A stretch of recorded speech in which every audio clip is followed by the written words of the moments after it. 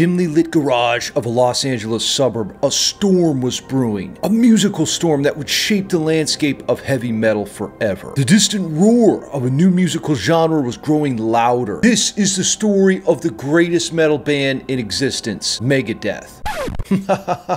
I mean, Metallica. Get free tabs with my free newsletter below. Inspiration, motivation, and exclusive course discounts. Take things to the next level with my music theory course. Learn to analyze Metallica's secret songwriting recipes, scales, chords, keys. Learn to handle your hardwood like a pro. Achieve level 420 and become a compositional metal guitar mastermind with my Patreon page. That's all of my tabs, courses, and Discord access. In the summer of 1981, drummer Lars Ulrich placed an ad in the local newspaper seeking bandmates with a passion for metal. Yes, that's the way we used to do things. No Instagram, no YouTube. As it turns out, vocalist guitarist James Hetfield responded to the call. Imagine that, if Papa Hetfield responds to your ad. Metallica would later get Dave Mustaine on guitar and Ron McGovney on bass. That was the original Metallica lineup. Now the group started dominating in local clubs and venues. They were just playing like crazy. They gained a reputation for their explosive new sound. This was something different. It was a fusion of metal and punk. We would later call this thrash metal. Now the tensions began running high in the band, which led to Mustaine's departure. Lord Megadeth was replaced by Kirk Hammett. 2 years after the band formed, they finally cranked out their first album called Kill 'Em All. This iconic record would become the blueprint for thrash metal. You had hit tracks like Seek and Destroy and Whiplash. Now let's talk about Metallica's rise to power from the period of 1984 to 1988. This was a period of incredible growth. Second album, their sophomore album, Ride the Lightning, was released in 1984. That's just a year after Kill 'Em All, by the way. This proved the band could blend aggression with emotional depth. Now, that's not easy to do. Fade to Black, For Whom the Bell Tolls. These tracks demonstrated seasoned songwriting skills. Master of Puppets was completed in 1986. This solidified the band's virtuosic capacity. I mean, think about the title track, Master of Puppets. That's like a rite of passage for metal guitar players working on their down-picking speed. Now, tragically, this period also saw the death of bassist Cliff Burton in a bus accident. Cliff is my favorite bassist of the band. I think he's most people's favorite. He had classically trained skills, incredible compositional sense. I think he brought a lot of music theory to the band and sophisticated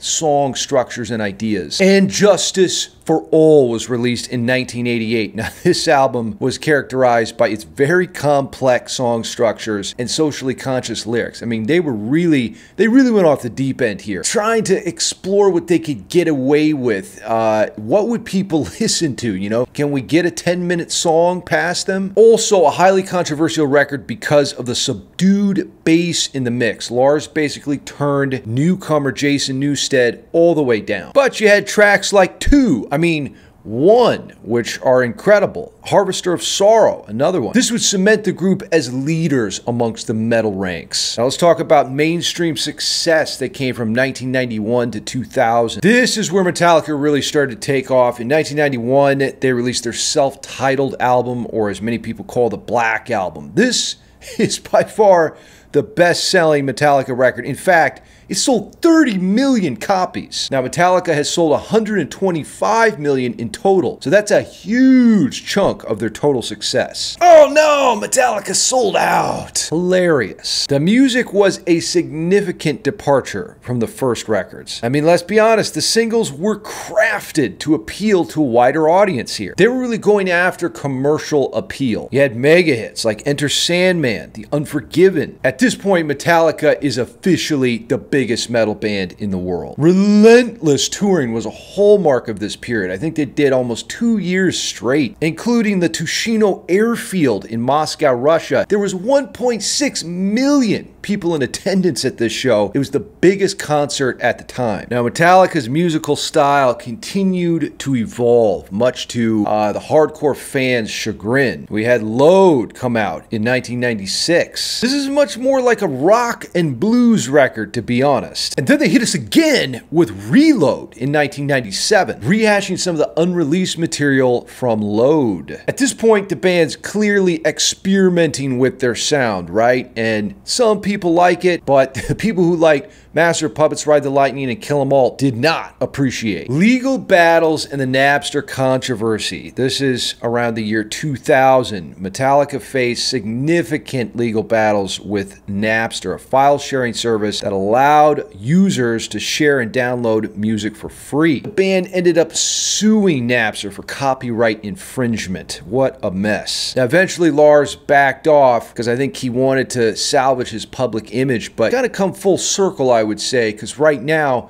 I mean, about a year ago, I was getting all of my reaction video revenue, right? And then somewhere around like the beginning of this year in 2023, Lars started taking it all back. Thank you, Lars. This is one of my favorite things Metallica has ever done. The S&M album, right, with the San Francisco Symphony, released in 1999. Incredibly cool idea. So you get to hear a lot of classic Metallica songs, but with orchestral arrangements done by Michael Kamen. He did a fantastic job of leaving space in the arrangement. I mean, highly skilled arranger, composer, and orchestrator. Let's be honest, during this period, there was a lot of division amongst Metallica fans because of them trying all these new things, you know, but you have to understand, as a band, you get sick and tired of doing the same thing over and over again. I know, because it's the same thing with making videos and being a content creator. I get sick of making videos about Metallica and I want to do other bands and do my own music. And, you know, as a creative person, you may find that you can relate, right? You need to continue to evolve and explore new avenues. Saint Anger, released in 2001. When you talk about this is a highly controversial record, and I feel like most people hate it. Lars's snare sounds like he's beating on a trash can. This is the period where Jason Newsted left the band, and they really just seemed confused. I mean, this is when they also released their Some Kind of Monster documentary, which was basically about the creation of Saint Anger, and all was not well in the Metallica camp, clearly. You see a lot of tension between the members, in particular Lars and James, right? They're vying for control of the band. They had a bunch of like shrinks coming in and trying to counsel them. I think we almost lost Metallica here. Unfortunately, Robert Trujillo joins the band as a bassist in 2003. I love his style. He's my second favorite bassist. He's more similar to Cliff Burton. He uses his fingers. You know, he can finger that G string real good on level 69. He used to play with Suicidal Tendencies and even Ozzy Osbourne. He seemed to stabilize the group a little bit, and it brought some new energy. Death Magnetic. Okay, this record was released in 2008. Their 9th studio album. Seems to me like they're trying to please the old school fans with a return to that thrash blueprint. Intricate guitar work, faster tempos. Generally well received by fans, although, as we'll find out later, it's one of the worst selling Metallica albums. Now, from 2001 to 2008, yeah, there's a couple records, but that's not a lot for 7 years. Metallica's really backing off on the album output, and they focused on touring. Lots of major music festivals, reaffirming their status as the most influential band in the metal genre. I think that's really smart, to be honest, because if you create something, you know, it doesn't matter if you don't promote it, right? So you have to get out there and let the people know you got something cooking. Hardwired to Self-Destruct. Now, this was released in 2016. What is that, like 8 years since the last album? Their 10th studio album. I really like a lot of songs on Hardwired to Self-Destruct, although I think it's like their second worst selling album. This is really, I think, the biggest mechanism or component in Metallica's success is just their